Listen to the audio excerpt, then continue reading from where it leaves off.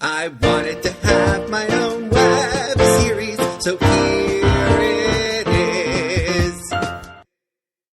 Swift Cola, Swift Cola, Swift Cola, Swift Cola, Swift Cola, Swift Cola, Swift Cola, Swift Cola, Swift Cola, Swift Cola, Swift Cola, Swift Cola, Swift Cola, Swift Cola. When you need a lift, go with the Swift Cola. Now with added caffeine. The first time I tried out for TV was decades ago for Nickelodeon's Kid Court. My father and I took the train into the city, and I spent the whole time reading a book on courts. Lawyers, plaintiffs, bailiffs, defendants, I knew it all. So I get into the audition room, and they only ask one thing. Do you regularly watch court shows on TV like The People's Court? Well, this was before I started watching Judge Judy and Night Court, so I said no. And then I got cut. Yep. Penalized for actually reading a book instead of watching TV. Thanks, Reading Rainbow. Years later, I tried out for Who Wants to Be a Millionaire and The Weakest Link and Password, and I almost got on Password, but I didn't hear one of the clues properly. I thought he said psychiatry instead of psychiatrist. That was a bigger mishearing than when Dorothy found out that she needed a hearing aid. So I've never been on any TV game shows, but I did get on a reality show competition for songwriters that never went anywhere. They had people from different genres of songwriting: theater, rap, country, pop. It's like comparing apples to oranges or humans to Votans. Obviously not gonna work.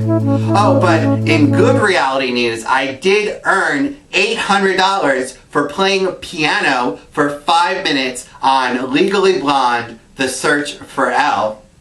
And there I saw the genre from the other side, and oh my god, you guys, reality shows are so not reality. Was your last flight gloomy? Were you cramped and underfed? Your next flight will be roomy with 3 full meals instead. When you fly Friendship Air, courteous and calm. Friendship Air, nicer than your mom. Friendship Air makes you feel worthwhile. Friendship Air, serve it with a smile. Friendship Air. Radio shows are less stressful than TV because it doesn't matter what you wear. You can come in dressed worse than Screech and they don't give you a second glance. A few times I was a guest on the Joey Reynolds show, which used to tape at 2 a.m. One of the things they told you before you were on air was never ever complain about the late hour. And I was like, complain? 2 a.m. is fantastic. That's when I'm most alive. It's amazing. On those shows, I had more energy than Tigger. Recently, I was on the NPR show Ask Me Another, which is a fantastic show with word games and puzzles and stuff. And the first round was called Awe-inspiring. And all those answers had awe in them, like Austin and William Faulkner and Aubrey Plaza. There was a couple that neither one of us knew, like apparently the sequel to Night of the Living Dead is Dawn of the Living Dead. So I learned something that day. Regardless, I won that round and I went on to the finals, which was taking a vow of poverty. And all those answers had one vowel that was repeated at least 3 times. I got quite a few hard ones, including another word for a tricycle, 3-wheeler, but then it came down to the last 2 people, and we were shivering with anticipation. My last clue was a person who thinks only of me, me, me might be described as this hyphenated word. And so I thought about it for a while, and I finally came up with self-esteemed, which is apparently not a word even though my spell check likes it. What they were going for is self-centered, which ironically is a word that many people use to describe myself. So, while I did not win first place and tickets to go bowling in Brooklyn, I did win a story of irony, which to me is more precious than the one true ring.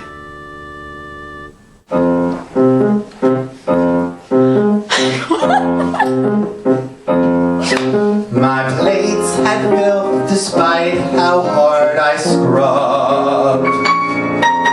My girlfriend wouldn't use a single one. But for my birthday I got a surprise. Those dishes whitened right before my eyes. Grease away dish soap, killer of germs.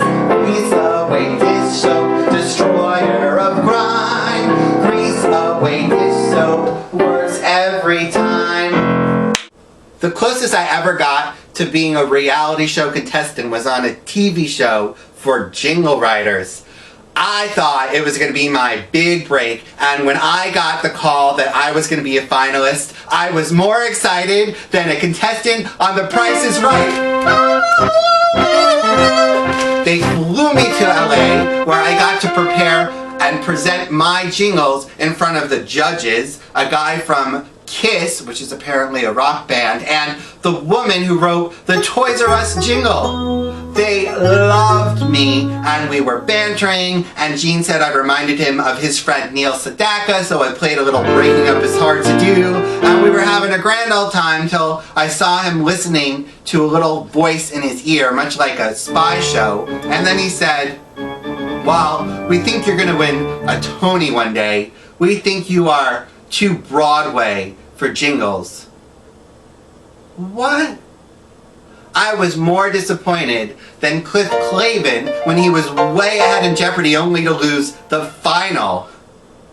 After I was voted off the island, they put me in a little room and asked me questions like, "Why do you think you're better than everyone else here?" So that I would be forced to answer with, "I think I'm better than everyone else here because," so they could make me appear as arrogant as Brady Smurf.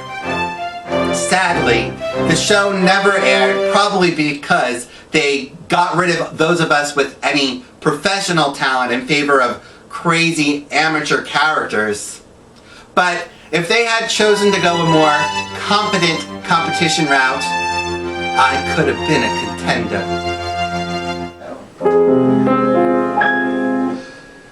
If you're feeling boring, if you're feeling gray, add some color to your life in a fruity way.